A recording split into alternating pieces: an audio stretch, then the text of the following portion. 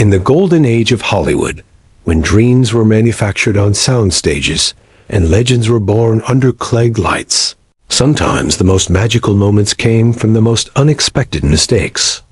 Tonight, we uncover a story that proves destiny has a sense of humor, a tale of how one prop department's error became cinema's most beloved accident. Little did anyone know that a simple mix-up would create an icon that would define not just a character, but an entire generation's understanding of heroism. This is the story of how the wrong prop landed in the perfect hands and changed Hollywood forever. Hollywood in the 1930s was a machine of precision and chaos, where $1 million dreams hung in the balance of every creative decision. Studio lots buzzed with the controlled mayhem of dozens of productions running simultaneously, each one a carefully orchestrated symphony of lights, cameras, and human ambition. Yet beneath this veneer of meticulous planning lay a beautiful truth that few understood. Some of cinema's greatest moments were born not from careful calculation, but from glorious, unpredictable accidents. The prop departments of these legendary studios were kingdoms unto themselves, vast warehouses filled with the detritus of dreams. Swords from swashbuckling adventures hung next to umbrellas from romantic comedies. Medieval shields leaned against space-age ray guns that wouldn't find their stories for decades to come.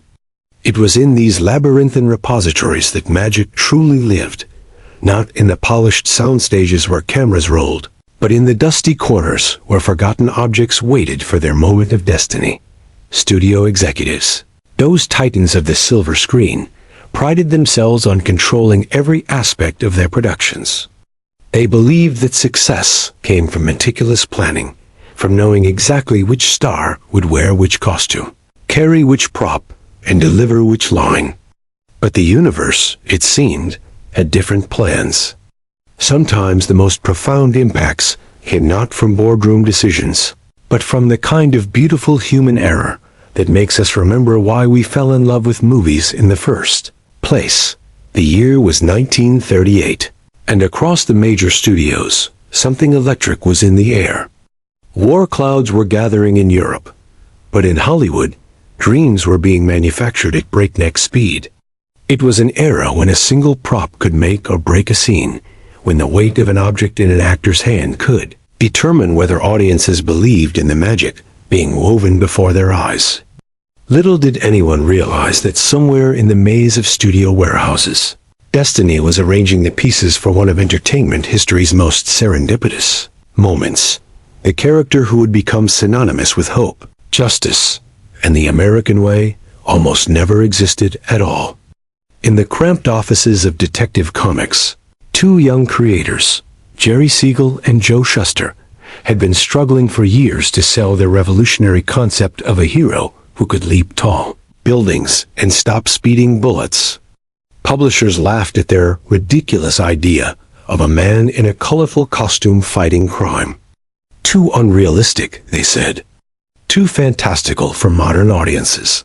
But fate has a way of turning rejection into redemption.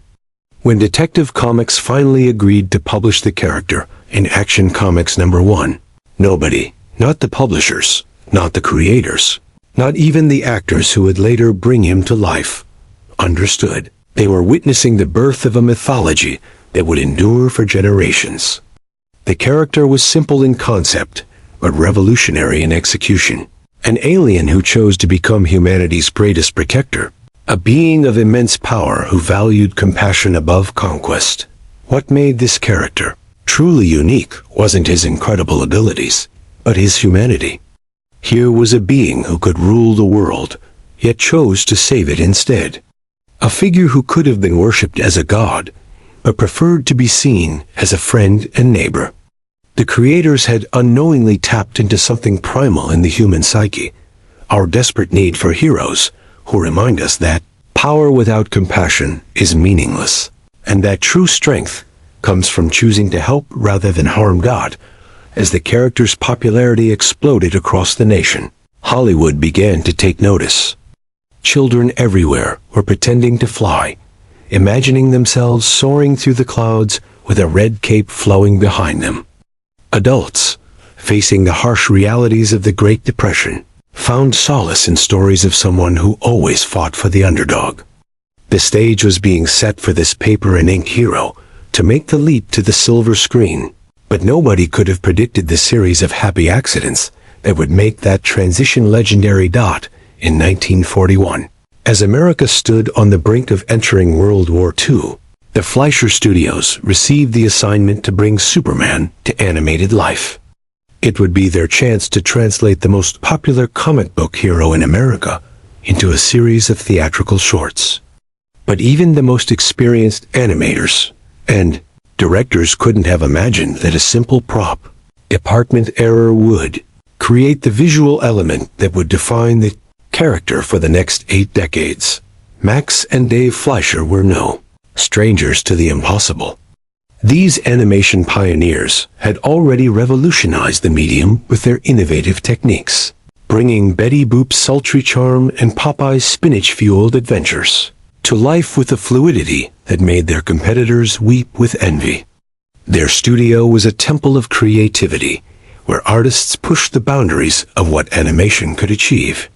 But when Paramount Pictures approached them with the Superman project, even these masters of the medium knew they were facing their greatest challenge yet. The budget for the Superman animated series was astronomical by 1941 standards, nearly $100,000 per episode, when most animated shorts cost a fraction of that amount. The Fleischer brothers understood why. This wasn't just any cartoon character.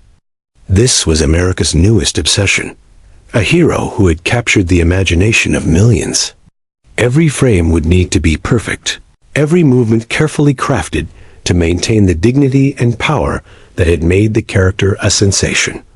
Dave Fleischer, the visionary director, spent countless sleepless nights sketching storyboards and planning sequences that would showcase Superman's incredible abilities.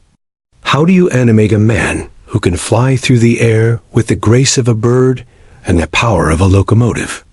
How do you make audiences believe that drawings on celluloid possess the strength to move mountains and the compassion to save falling children?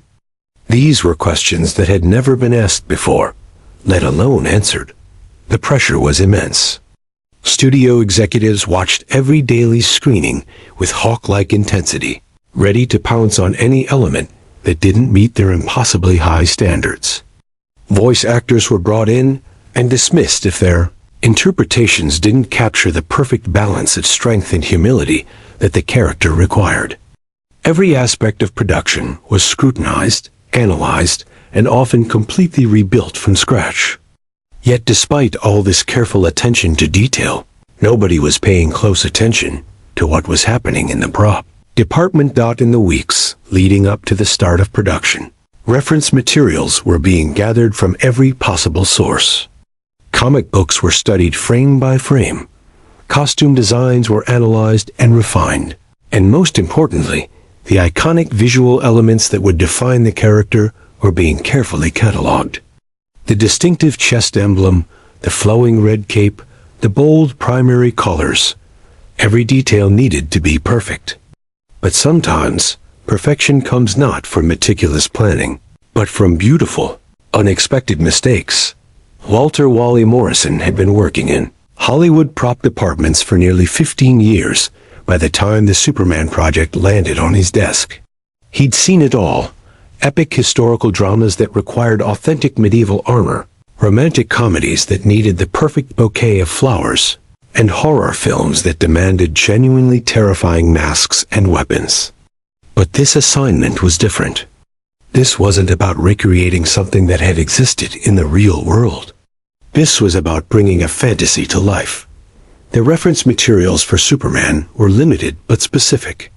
Comic book panels showed the hero in his distinctive costume, but translating two-dimensional artwork into three-dimensional reality required interpretation and imagination.